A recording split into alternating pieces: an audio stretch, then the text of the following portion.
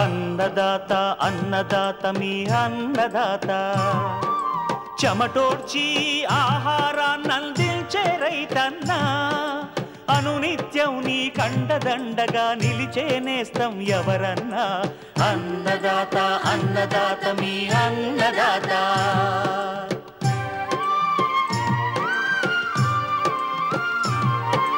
నూతన రీతుల సాగుబడికి నూరింతలు పెరిగే దిగుబడికి సూచనలిచ్చే సస్య రక్షణకు పశు పోషణకి శాస్త్ర విజ్ఞానం అందించి ముందుకు నడిపే తెలుగు రైతు భారతదేశానికి మకుటం అయ్యేలా తీర్చిదిద్దే ఆశయంతో మిమ్ము మేలు కొలిపేది అన్నదాత అన్నదాత అన్నదాత మీ అన్నదాత అన్నదాత అన్నదాత మీ అన్నదాత. అన్నదాత ప్రేక్షకులకు నమస్కారం. ఈనాటి ముఖ్యాంశాలు. ఖరీఫ్ మొక్కజొన్న సాగులో మెలకువలు. ఖరీఫ్ కాలానికి అనువైన మేలైన వేరుశనగ రకాలు గుణగణాలు. తొలకరిలో పశువుల్లో వ్యాధులు వ్యాపించకుండా ఇప్పించాల్సిన టీకాలు. ఇంకా జై కిసాన్ వ్యవసాయ సమాచారం.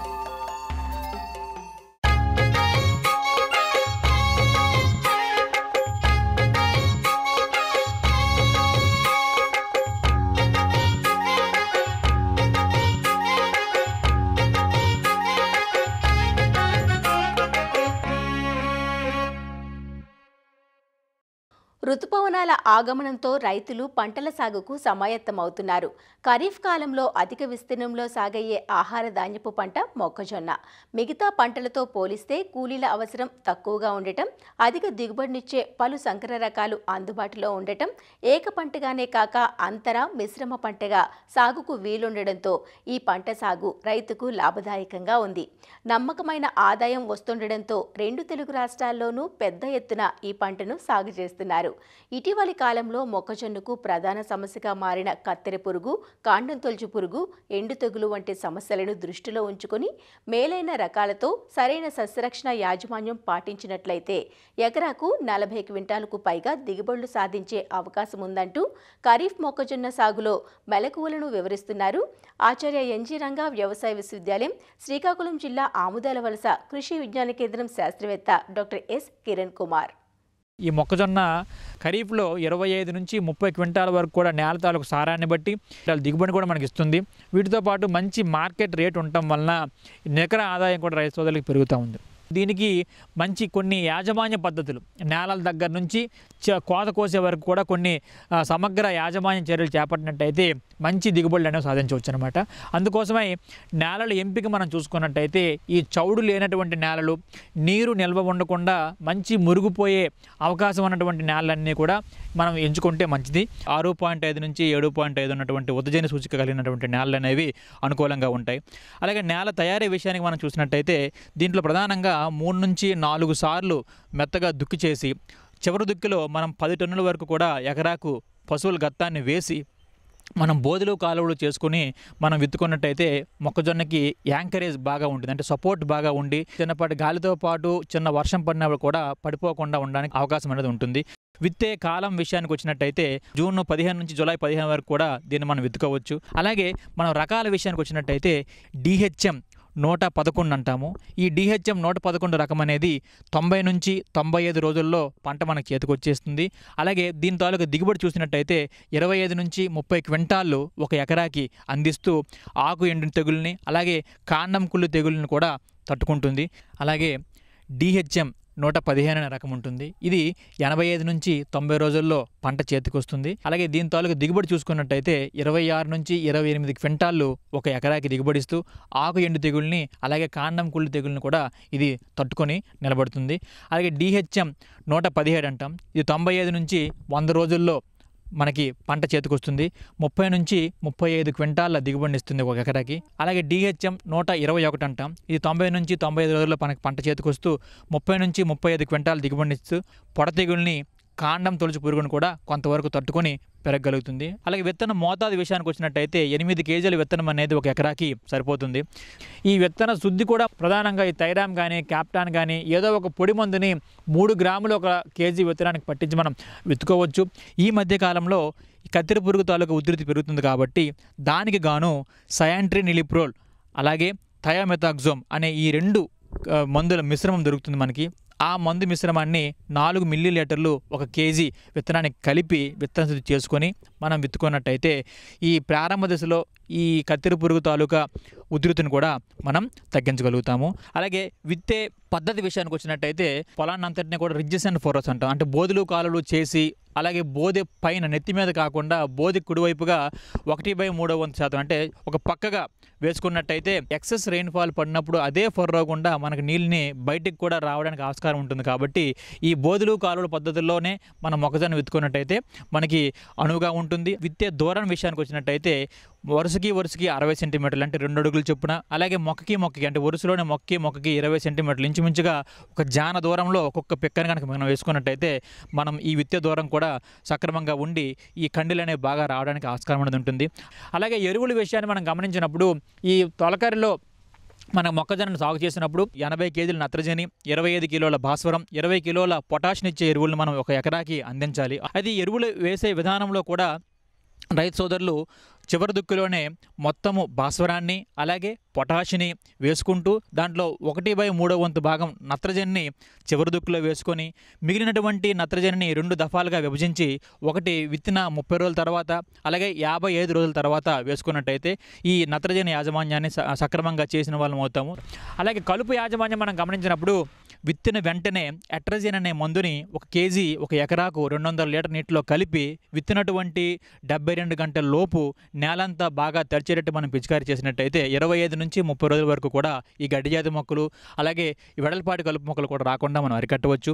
అలాగే విత్తినటువంటి 18 నుంచి 20 రోజుల్లో గడ్డి జాతి మొక్కలు అలాగే వెడల్పాటి కలుపు మొక్కలు 2 ఉన్నప్పుడు మనకి టెంబోట్రయోన్ అనే మందుని 115 మిల్లీలీటర్లు అలాగే అట్రజిన్ అనే మందుని 400 గ్రాములు 200 లీటర్ నీటిలో కలిపి మనం పిచికారీ చేసుకున్నట్టయితే గడ్డి జాతి మొక్కల్ని అలాగే వెడల్పాటి కలుపు మొక్కల్ని రెండింటిని కూడా మనం సమర్థవంతంగా అరికట్టగలుగుతాం.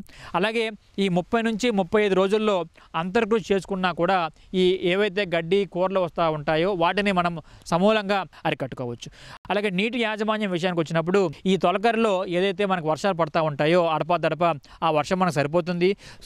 సాధారణంగా మొక్కజొన్నకి 6 నుంచి 8 నీటి తొలెలు అవసరం అవుతాయి. కాబట్టి విత్తనం వేసేటప్పటి నుంచి కోత కోసే వరకు కూడా ప్రతి 15 రోజులకు ఒకసారి ఒక నీటి తడిని మనం కట్టినట్టయితే మనం దీంట్లో నీటి యాజమాన్యం కూడా చక్కగా చేసిన వాళ్ళం అవుతాం. కాబట్టి మంచి దిగుబడి రావడానికి ఆస్కారం ఉంటుంది. అలాగే సస్యరక్షణ విషయానికి వచ్చినప్పుడు ఈ తొలకరిలో ఎక్కువగా మనకి పంటను ఆశించి నష్టపరిచేది ఈ కత్తెర పురుగు కనుక ఈ కత్తెర పురుగు తాలూకా సమగ్ర యాజమాన్య చర్యలు చేపట్టినట్టయితే మంచి దిగుబడులను సాధించవచ్చు అనమాట. దీనికి గాను లింగాకర్షక బుట్టలను పెట్టడం, వేసవి దుక్కులు లోతుగా చేయటం, అలాగే ట్రైకో కార్డ్స్ని మనం రిలీజ్ చేసినట్టయితే దీనిని సమర్థవంతంగా ఎదుర్కొంటాం.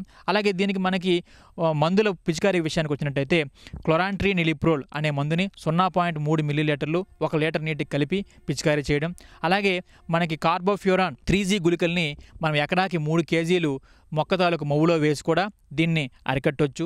వీటితో పాటుగానే విషపు ఎర్రలను తయారు చేసి కూడా మనం దీన్ని కంట్రోల్ చేయొచ్చు అనమాట. అందుకు గాను ప్రధానంగా మనం 10 కేజీల తవుడిని 2 కేజీల బెల్లాన్ని 2 లీటర్ల నీటిలో కలిపి బాగా ఈ మిశ్రమాన్ని ఒక 24 గంటల పాటు పులియబెట్టి పులిసిన తర్వాత నెక్స్ట్ రోజు ఈ మిశ్రమానికి ఒక 100 గ్రాముల థైడికార్బ్ అనే మందుని కలిపి చిన్న ఉండలుగా చేసి సాయంత్రం వేళల్లో పొలం అంతా కూడా మనం చల్లుకున్నట్టయితే ఈ కత్తెర పురుగు వచ్చి దాన్ని తినడం వలన ఇవన్నీ కూడా మనకు చనిపోవడం అనేది జరుగుతుంది. ఈ మొక్కజొన్నను సాగు చేసే రైతు సోదరులు నేలల దగ్గర నుంచి ఈ సస్యరక్షణ చర్యల వరకు కూడా సమర్థవంతంగా చేసినట్టయితే సమగ్రంగా మనం మొక్కజొన్నలో కూడా అధికంగా దిగుబడులు సాధించి అధిక నికర ఆదాయం పొందవచ్చు.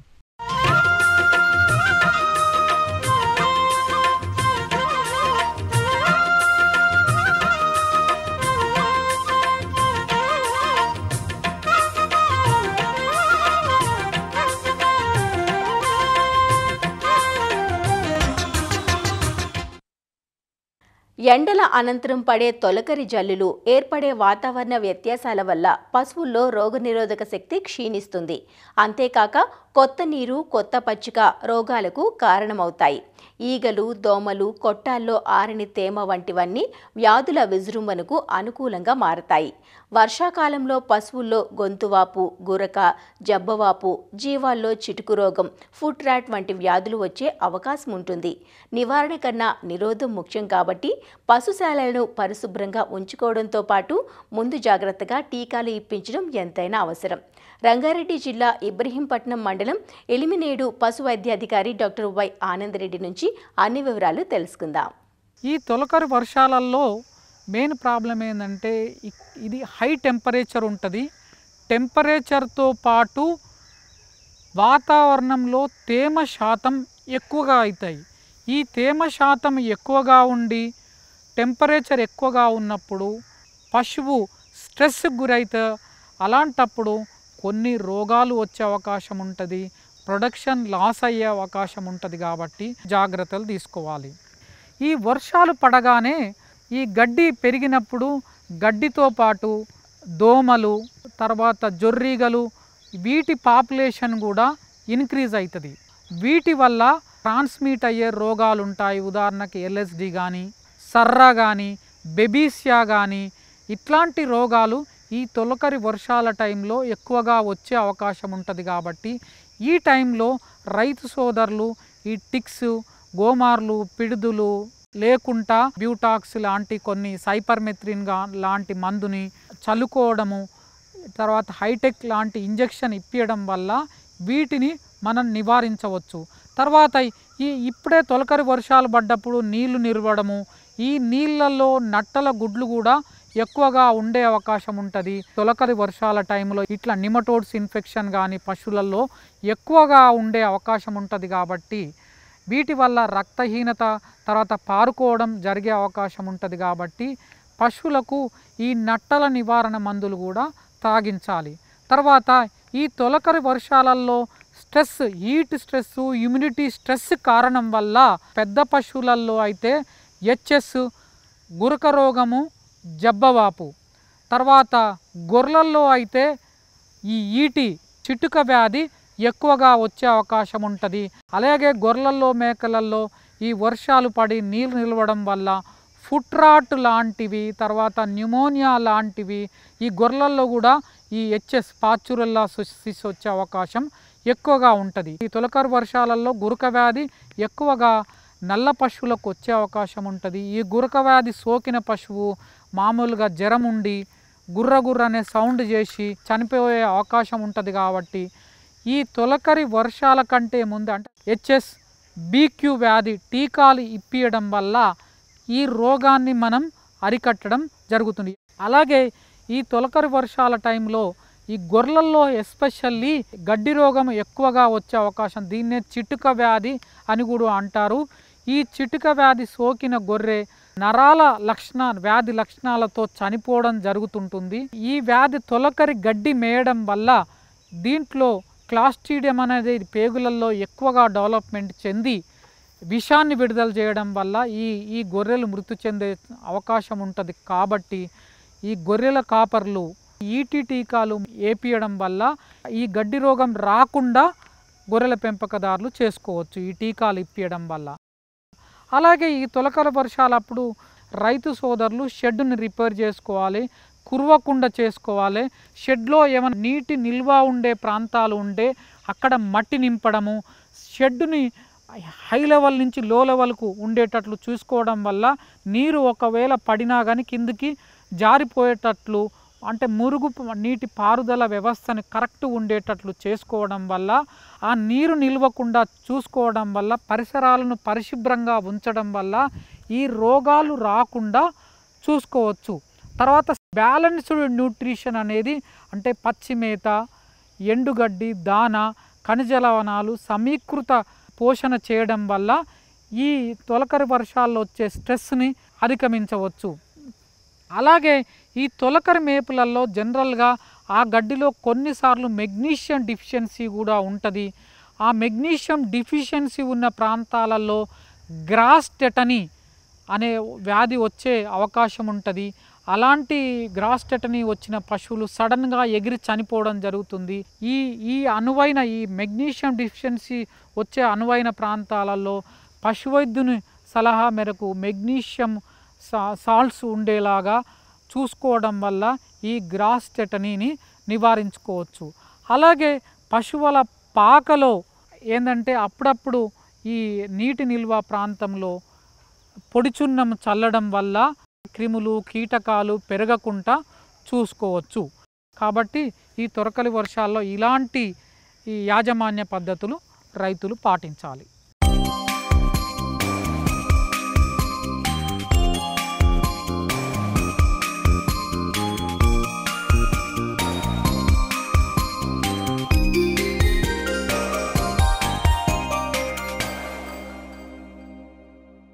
సంవత్సరం పొడవునా 3 కాలాల్లోనూ ముఖ్యంగా తేలికపాటి నేలల్లో సాగు చేసుకోదగ్గ నూనె గింజల పంట వేరుశనగ. ఖరీఫ్లో వర్షాధారంగా ఆంధ్రప్రదేశ్లోని రాయలసీమ, దక్షిణ తెలంగాణ జిల్లాలైన నాగర్ కర్నూల్, మహబూబ్ నగర్, వనపర్తి, నల్గొండ జిల్లాల్లో అధిక విస్తీర్ణంలో వేరుశనగను సాగు చేస్తారు. వర్షాధారపు వేరుశనగ విస్తీర్ణం ఎక్కువే అయినా దిగుబడులు మాత్రం నామమాత్రంగానే ఉంటున్నాయి. ఇందుకు అనిశ్చిత వర్షపాతం, చీడపీడలతో పాటు పాత వంగడాలను ఏళ్ల తరబడి సాగు చేయడం ప్రధాన కారణం. వేరుశనగలో మేలైన వంగడం ఎంపిక, మంచి యాజమాన్యంతో ఎకరాకు 20 క్వింటాళ్ల అధిక దిగుబడిని సాధించవచ్చు. మరి ఖరీఫ్ కాలానికి అనువైన మేలైన వేరుశనగ రకాలు, వాటి గుణగణాలను తెలియజేస్తున్నారు ఆచార్య ఎన్జీ రంగా వ్యవసాయ విశ్వవిద్యాలయం విశ్రాంత శాస్త్రవేత్త డాక్టర్ ఎం సుబ్బారావు. వేరుశనగ ఖరీఫ్ పంటకాలంలో ఎలాంటి వేరుశనగ రకాలు వాడుకుని రైతులు మంచి దిగుబడి సాధించవచ్చు అనేటువంటి విషయం పైన తెలియజేయడం కోసం మీ ముందుకు వచ్చాను. ఈ జూలై 15వ తారీఖు వరకు కూడా ఈ విత్తనాలు వేసుకోవడానికి అనుకూలం కాబట్టి ఈ వర్షాధారంగా సాగు చేసేవాళ్ళు ముఖ్యంగా స్వల్పకాలిక రకాలు, అలాగే బెట్టను బాగా తట్టుకొని మంచి దిగుబడినిచ్చేటువంటి రకాలను సాగు చేసుకోవాల్సిన ఆవశ్యకత ఉన్నది. ముఖ్యంగా మనకు రకాల విషయం తీసుకున్నప్పుడు నారాయణి అనేటువంటి రకము 2002 సంవత్సరంలో విడుదలైనప్పటికీ కూడా ఇప్పటికీ కూడా రైతాంగం మన్నన పొందుతోంది. ముఖ్యంగా ఏంటంటే ఇది త్వరగా కోతకు వస్తుంది, 95 నుంచి 100 రోజుల్లో కోతకు వస్తుంది. అలాగే గింజ నూనె శాతం కూడా సుమారు 49% నూనె కూడా ఉన్నటువంటి రకము. ముఖ్యంగా ఇందులో ఉన్నటువంటి గుణం ఏమిటంటే ఇది గింజ ఎర్రపప్పు రకం.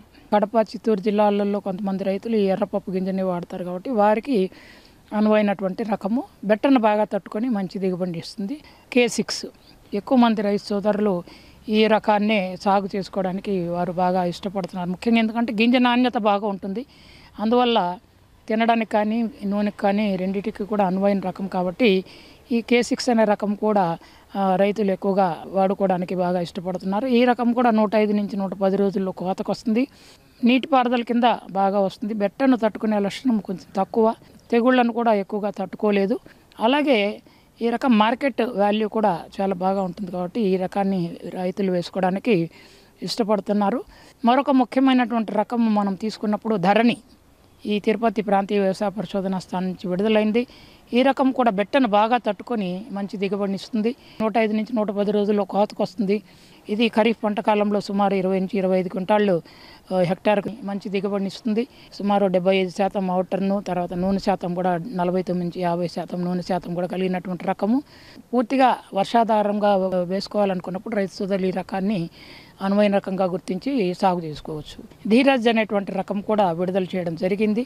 ఈ ధీరజ్ అనే రకము నీటిపారుదల కింద ముఖ్యంగా చాలా మంచి దిగుబడి ఇస్తుంది. అలాగే ఖరీఫ్లో 25 నుంచి 30 క్వింటాళ్ళు హెక్టార్కు దిగుబడి ఇచ్చేటువంటి సామర్థ్యం కలిగినటువంటి రకము. నిత్యహారిత అనేటువంటి రకం. ఈ రకము కూడా ఏంటంటే చివరి వరకు కూడా ఆకుపచ్చగా ఉంటుంది. ఆకు మచ్చ తెగుళ్ళను కూడా కొంతవరకు తట్టుకొని నిలబడగలిగేటువంటి రకము. పొట్టి రకం ఈ రకము. ఇది కూడా 100 నుంచి 105 రోజుల్లో కోతకు వచ్చేటువంటి రకము. ఈ రకంలో కూడా బెట్టు తట్టుకునే లక్షణంతో పాటు అధిక నూనె శాతము కూడా ఉంటుంది.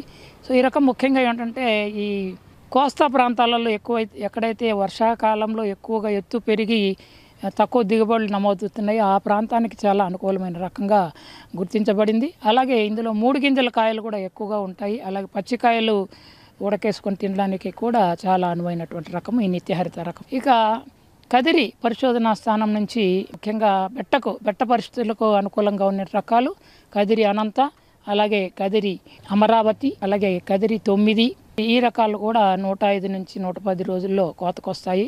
కదిరి లేపాక్షి, ఇదే కదిరి 18, 12 అనే రకంగా కూడా రైతాంగానికి తెలిసింది. ఈ రకము కూడా ఎక్కువ కొమ్మలు రెమ్మలతోటి ఆకుల మీద ఎటువంటి తెగుళ్ళు ఆశించని రకము.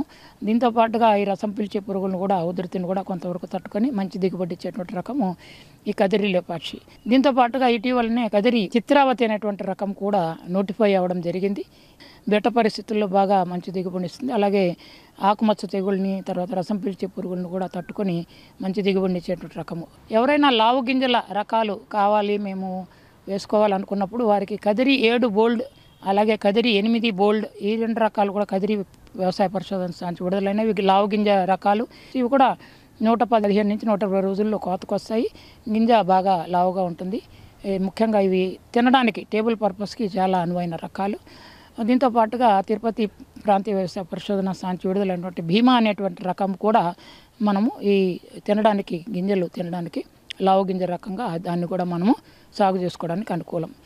ఇది కాకుండా మనకు ప్రత్యేకంగా ఈ కాళహస్తి మెల్లడి అనేటువంటిది కూడా ఉన్నది. నులి పురుగుల ద్వారా వ్యాప్తి చెందేటువంటి తెగులు. ఈ తెగులు తట్టుకునే రకాలు కూడా మనము ప్రాంతీయ వ్యవసాయ పరిశోధన తిరుపతి నుంచి 2 విడుదల చేశాము. కాళహస్తి అనేటువంటి రకము, అలాగే ప్రసూన అనేటువంటి రకము. ఈ తెగులు ఎక్కువగా ఉన్న ఆశించే ప్రాంతాలలో ఈ రకాలు సాగు చేసుకొని రైతులు అధిక దిగుబడి పొందడానికి అవకాశం ఉంటుంది. ఈ కాళహస్తి అనేటువంటి రకంలో నూనె శాతం కూడా చాలా అత్యధికంగా 53% నూనె శాతం కలిగినటువంటి రకము. సో ఈ విధంగా మనకు అందుబాటు అయ్యే విత్తనాన్ని బట్టి, మన అవసరాన్ని బట్టి ఏదైనా మంచి రకాన్ని మనము సేకరించుకొని జూలై 15 వరకు కూడా మనం విత్తనం వేసుకోవడానికి అనుకూలం. కాబట్టి బాగా లోతు దుక్కులు చేసుకొని రైతాంగము విత్తనాన్ని, మంచి విత్తనము మంచి సంస్థ ద్వారా, ధృవీకరణ సంస్థ ద్వారా రూపొందించినటువంటి విత్తనాన్ని సేకరించుకొని అధిక దిగుబడి పొందాల్సిందిగా సూచిస్తున్నాం.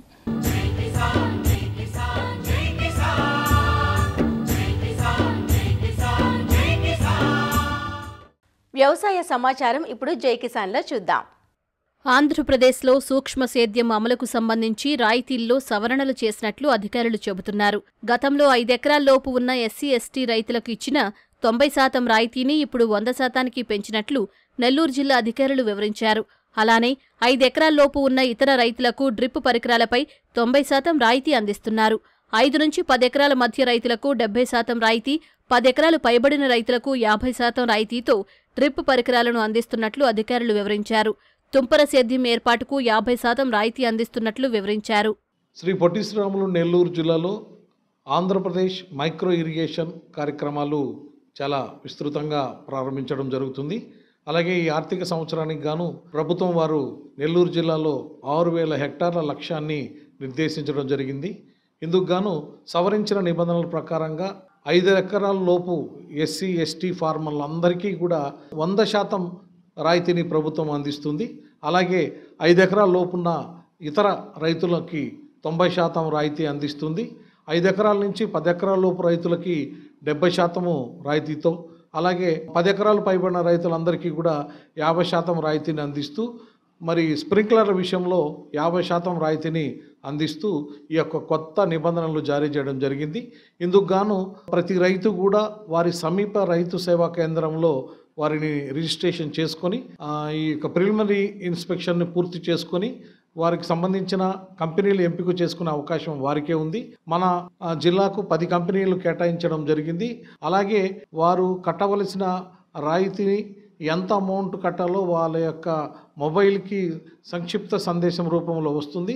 అప్పుడు మాత్రమే వారు ఈ యొక్క ఆన్లైన్ పేమెంట్ ద్వారా కానీ, లేదా ఫోన్పే ద్వారా కానీ, లేదా గూగుల్ పే ద్వారా కానీ వారు చెల్లించాలి.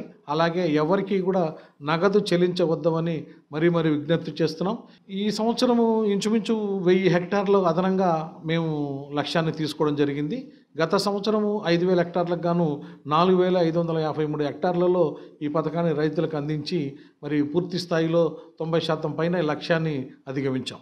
ఒక రైతుకు మేము గరిష్టంగా 12.5 ఎకరాల వరకు ఈ యొక్క సూక్ష్మ సేద్య పరికరాలు అమర్చుకునే అవకాశము ఈ పథకంలో ఉంది. గత సంవత్సరం అది కేవలం 10 ఎకరాల వరకు మాత్రమే ఉండింది. ఇప్పుడు 12.5 ఎకరాల వరకు కూడా ఒక రైతు తన క్షేత్రంలో ఈ యొక్క సూక్ష్మ సేద్య పరికరాలను బిగించుకోవచ్చు. మరిన్ని విభిన్న అంశాలతో రేపటి అన్నదాతలో మళ్ళీ కలుసుకుందాం. నమస్కారం. అన్నదాతలు తమ సందేహాలు సమస్యలను 1-800-425-4085 టోల్ ఫ్రీ నంబర్లో ఉదయం 10 నుంచి 11 గంటల మధ్య పని దినాలలో సంప్రదించగలరు. ఈ కార్యక్రమాన్ని యూట్యూబ్లో www.youtube.com/అన్నదాత ఈటీవీ లింక్ ద్వారా వీక్షించవచ్చు.